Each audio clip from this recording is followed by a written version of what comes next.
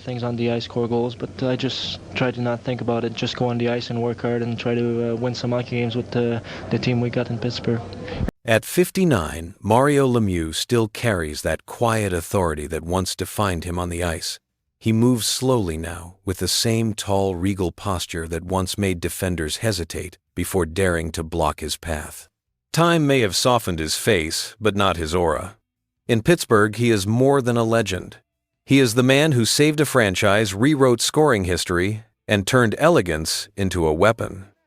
Every conversation about hockey greatness eventually circles back to him, the man they called Super Mario. The numbers alone sound unreal. 2 Stanley Cups as a player, 3 Hart Trophies as league MVP, 6 scoring titles, a Hall of Fame induction that came while he was still fighting for his health and his team's survival. Through cancer, through retirement, through every setback, Lemieux always returned with that same look in his eyes, calm, focused, and quietly dangerous. And yet beneath the calm there was always fire. Mario Lemieux was never a loud man, but those who played against him could feel his pride. They could sense how much it burned when someone questioned his greatness or compared him to others. The truth is, even a gentleman like Lemieux had names he could never forgive. 5 men, each representing a different kind of challenge, left marks on his career and his pride. For decades, the hockey world has debated who truly stood beside him or against him in the race for greatness. Wayne Gretzky may have been his mirror and his measuring stick. Commentators used to whisper he was the only man who ever made Gretzky nervous. That rivalry defined an era, but it was far from the only one that haunted Lemieux's memory. Before we count down the 5 players he hated the most, let's take a moment to remember who he was, the rare man who made even his fiercest rivals think twice before facing him. Mario Lemieux was born in 1,965 inches, Montreal, Quebec, into a modest family that believed in hard work and quiet discipline. From the time he first laced his skates, he stood out, not just because of his height, but because of his calm. While other kids chased the puck with chaos, Lemieux seemed to slow the game down. Coaches said it looked like he could see 2 plays ahead of everyone else. He joined the Pittsburgh Penguins in 1984, at a time when the team was collapsing. Attendance was low, morale was gone, and the franchise was close to disappearing. Lemieux changed everything. With a single, effortless move, he turned a struggling team into a city's heartbeat. His skating was smooth, his hands soft, his timing perfect. He never needed noise or aggression to dominate. His presence alone controlled the ice. The 1,990 seconds turned him into a living myth. He won scoring titles, MVP awards, and 2 Stanley Cups, often while battling through injuries and personal hardship. In 1993, a diagnosis of Hodgkin lymphoma stopped the hockey world. Months later, he returned and scored in his first game back. That night, fans stood in tears. Lemieux had done what no one thought possible. To Canada, he became a symbol of grace under pressure. To opponents, he was the man who could break a defense with one quiet move. Yet even legends have moments they cannot forget. Beneath that calm exterior lived a competitor who carried 5 names that still stirred emotion every time he remembered them. Number 5. Eric Lindros. In the early 1,990 seconds, a new name began to rise across the NHL. Eric Lindros, tall, powerful, and unapologetic, was being called the next one. The media loved the idea of a new prodigy ready to take the crown from Gretzky and Lemieux. For Mario, who had fought through injury, illness, and years of battles to stay at the top, those headlines cut deep. He never spoke of it publicly, but his teammates noticed how his focus sharpened whenever the Penguins faced the Philadelphia Flyers. Lindros represented everything the new generation wanted to be. He played with size, strength, and aggression, a combination that made him nearly unstoppable near the net. For Lemieux, it was not just about hockey. It was personal. He had built his career on intelligence and timing, not brute force. The idea that the future of hockey was suddenly about collisions rather than creativity offended him. It challenged his belief in how the game should be played. Their first real battle came in 1995. The Flyers and Penguins met in a series that felt more like a war than a sport. Every shift was a test of pride. Lemieux, despite his injuries, skated with fire. Lindros tried to impose his physical game, delivering checks that echoed through the arena. Lemieux answered with skill. One move, one glide, and the puck was in the net. The building exploded, and Lemieux's expression stayed cold. That goal said everything he needed to say. After that night, fans and analysts agreed that the matchup between Lemieux and Lindros was symbolic. It was the old guard defending artistry against the raw power of the new age. Lindros himself later admitted that facing Lemieux was intimidating. He was too calm. You felt like he was waiting for you to make a mistake, he said years later. Yet behind that calm, Lemieux carried resentment. He never forgot the way the press tried to write him off when Lindros appeared. Even when he smiled in interviews, those close to him knew he had not forgiven that narrative. Lindros was talented, no question. But for Mario, he was the reminder that greatness can be questioned in a single headline. When the Flyers faced the Penguins again later that season, Lemieux played one of his most complete games. He scored twice and assisted once, controlling the ice with quiet precision. At the end of the night, he skated past, Lindros gave a short nod and disappeared into the tunnel without a word. To the fans, it looked like mutual respect. To Lemieux, it was closure. Eric Lindros never truly became the next one. Injuries slowed him down, and his prime ended sooner than expected. But in Mario Lemieux's mind, he had already played his role. He had been the young lion who came too close to the throne and reminded the king that his crown still fit perfectly. For Lemieux, that rivalry was not built on hatred alone. It was about pride, legacy, and the simple truth that every legend eventually meets someone who makes him fight for his place. Lindros was that someone. Number 4. Patrick Roy. Patrick Roy was not just another goaltender to Mario Lemieux. He was the obstacle that refused to move. Both men came from Quebec, both carried the pride of their province, and both hated losing. Their duels were not just games. They were battles of will between two perfectionists who understood exactly what it meant to carry an entire city on their shoulders. Their tension began in the late 1980 seconds when the Penguins often faced the Canadiens. Roy was fiery, loud, and proud. Lemieux was calm, elegant, and precise. Each time Lemieux scored, Roy answered with a save that sent a message. Every time Roy shut him down, Lemieux took it personally. It was a rivalry built not on words, but on expression. Roy stared down opponents after every stop. Lemieux never looked back, but his silence spoke louder. One of their most famous encounters came in 1989. Lemieux was in peak form chasing the scoring title. Late in a close game, he broke free on a breakaway. The crowd rose expecting a goal. Roy waited patient, reading every move. He made the save and stared straight ahead. Montreal won that night, and newspapers in Quebec celebrated Roy as the man who stopped Lemieux again. That headline lingered in Mario's mind. A few months later, they met again. Lemieux scored 3 times and led the Penguins to victory. He did not celebrate.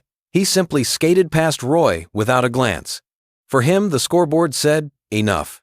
The rivalry became legendary, and even after that night, both men carried the memory into every game that followed. Roy had a sharp tongue with the media, and often joked that Lemieux only scored pretty goals. Lemieux never replied in words. Instead, he waited for the next chance to make Roy look small in the crease. Their careers intertwined for years, each pushing the other toward greatness.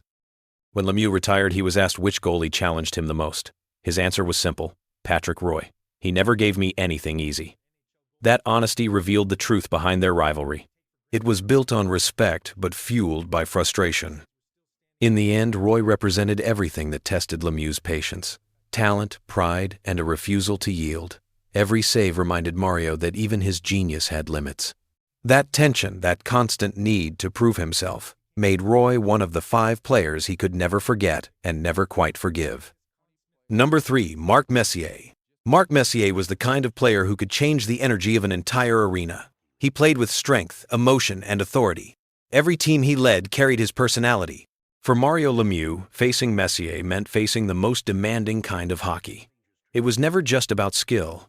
It was about endurance and control. Their rivalry began when Messier was still in Edmonton, leading the Oilers after Gretzky's departure. Lemieux admired his power but disliked his style. Messier thrived on contact and intimidation. Lemieux believed in patience and grace. When their teams met, sparks always flew. One night in New York, the Penguins and Rangers played one of their most physical games. In the first period, Messier caught Lemieux along the boards with a clean but hard hit. The crowd roared. Lemieux got up slowly, nodded, and kept playing.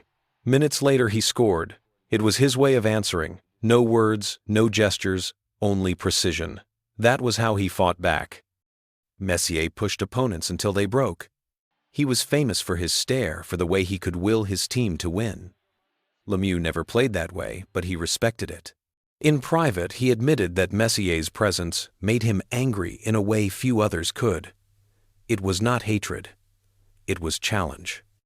Their most memorable battles came in the early 1,990 seconds, when the Penguins met the Rangers in playoff fights full of bruises and pride. Lemieux's skill usually won, but he always left the ice exhausted. Messier's game took a toll on everyone. When they shook hands after a series, the respect was real, but the tension still lived beneath the surface. Years later, Lemieux said that Messier taught him something about toughness. "You do not always need to like it," he once said, "but you need to match it." Messier represented the pain that came with greatness. Every shift against him reminded Mario how much the game could take from a man. For Lemieux, Messier was a symbol of the sport's hardest truth. To win, you had to suffer. And every time they met, he did. That is why Mark Messier remains one of the few players Mario Lemieux could never forgive completely. Number 2. Jaromir Jagr. There was a time when Mario Lemieux and Jaromir Jagr ruled Pittsburgh together. They were the perfect balance of wisdom and youth. Lemieux was the calm genius. Jagr was the wild spark. When they shared the ice, defenders had no answer. Together they brought back-to-back Stanley Cups and turned the Penguins into a dynasty. Yet behind the glory, tension slowly began to grow. Jagr joined the team in 1990 as a teenager from Czechoslovakia. He admired Lemieux and studied every move. Mario treated him like a younger brother. Their chemistry seemed effortless. But as Jagr's confidence grew, so did the distance between them. Lemieux was quiet and disciplined. Jagr loved the spotlight. Reporters started asking if the future belonged to Jagr instead of Lemieux. Those questions changed everything. When Lemieux fought cancer in 1993, Jagr carried the team. He became a hero in his own right. By the time Mario returned, Jagr had his own fan base and his own way of leading. The team that once belonged to Lemieux now had 2 stars. The balance was gone. They still created magic together on the ice, but their bond was not the same. Lemieux never said much, yet his silence spoke of disappointment. In the late 1,990 seconds, the gap widened. Jagr wanted to be the center of attention while Lemieux valued respect and humility. When he retired in 1997, he watched from afar as Jagr dominated the league. It should have made him proud, but instead it reminded him that time had moved on. When Mario returned later as owner and player, Jagr was no longer the same young man he once mentored. The friendship could not be repaired. The final break came in 2001 when Jagr left Pittsburgh for another team. Lemieux felt betrayed. He had saved the franchise and expected loyalty from the one player he helped the most. In an interview that year, he said quietly, "Talent without humility is dangerous." He never said the name, but everyone understood. Years later, when they met again at charity games, they smiled for the cameras. They even shared polite words, but the old connection was gone. To the fans, it looked like forgiveness. To Lemieux, it was only peace for show. Jaromir Jagr was not an enemy in the usual sense. He was something deeper, a reflection of Lemieux's own greatness and his own fading era. That is why Mario could never truly let go. Jagr was both the student who became a star and the reminder that even legends can be replaced. Number 1. Wayne Gretzky. For Mario Lemieux, Wayne Gretzky was more than a rival. He was the standard every player was measured against. From the moment Lemieux entered the NHL in 1984, the comparison began. Gretzky was the great one, the face of the league, the man who made hockey look effortless. Lemieux was the challenger, taller, smoother, and blessed with natural ability that seemed to come from somewhere else. Their careers were forever linked, and that connection carried both admiration and quiet resentment. When they first met on the ice, Gretzky was already a legend. Lemieux respected him deeply, but wanted to prove that talent could speak louder than reputation. Every goal he scored, every pass he made carried that hidden message. He never said it out loud, yet everyone could see it in his eyes. He wanted to stand next to Gretzky, not behind him. Their rivalry reached its peak during the late 1,980 seconds. Gretzky led Edmonton while Lemieux carried Pittsburgh. One represented precision and calculation. The other represented grace and power. Fans divided into two camps. Analysts compared every point, every trophy, every move. Despite all the numbers, there was something personal in the way Lemieux approached each encounter. Beating Gretzky meant validation. Losing to him meant more fuel. The 1987 Canada Cup became their defining moment. In the final against the Soviet Union, Gretzky and Lemieux played together for Team Canada. The winning goal came when Gretzky passed to Lemieux, who fired the puck past the goaltender with perfect timing. It was one of the greatest moments in hockey history, yet it also deepened the tension. Gretzky's assist became the story, while Lemieux's finish became a footnote. He smiled that night, but inside he felt the weight of always being second. In the years that followed, the two men remained polite but distant. They never traded insults, but the competition never stopped. When Lemieux won his first Stanley Cup, Gretzky was among the first to congratulate him. Still, Mario admitted later that he could never completely enjoy those victories because the shadow of Gretzky always loomed nearby. Their numbers tell one story, their relationship tells another. Gretzky was the image of consistency, the master of the system. Lemieux was the artist who broke the rules and made them beautiful again. They needed each other to define their greatness. Without Gretzky, Lemieux might not have pushed himself so far. Without Lemieux, Gretzky might never have felt real pressure. Years later, when both had retired, they met during a ceremony in Toronto. They shook hands, smiled for photographers, and praised each other's achievements. It looked like peace, but those who knew Lemieux could still see a flicker in his eyes. Respect was there, but so was something colder. A memory of every headline that called Gretzky the greatest, while ignoring the man who could challenge him. For Mario Lemieux, Wayne Gretzky was not just a rival. He was the one name that defined his pride, his pain, and his purpose. He admired him, envied him, and never truly forgave the world for choosing one over the other. That silent competition made both men immortal. For Mario Lemieux, those 5 names told the real story of his journey. Each one tested him in a different way. Eric Lindros brought the challenge of youth and power. Patrick Roy forced him to stay calm under pressure. Mark Messier reminded him that toughness was part of greatness. Jaromir Jagr taught him that even friendship could become rivalry. And Wayne Gretzky showed him that perfection always comes with a price. Behind his quiet face and elegant play, Lemieux carried those memories like marks on the ice. They were not only opponents, they were teachers who pushed him to become something more. Every game, every challenge, every goal made him fight harder for his place in history. When people talk about hockey legends, they often mention his smooth stride or his flawless wrist shot. Yet what truly made him great was his ability to rise above pain and pride. Even when the comparisons hurt, even when illness threatened his career, he kept playing with dignity. That is what separated him from everyone else. Today, at 59, Mario Lemieux remains a symbol of control, elegance, and courage. He represents an era when talent met humility and competition created heroes. The rivals he could never forgive shaped the man he became. Without them, the story of Super Mario would not be complete. Every fan has a favorite moment, a favorite goal, or a favorite rivalry. But the question still remains. If you were Mario Lemieux, which player would you never forgive?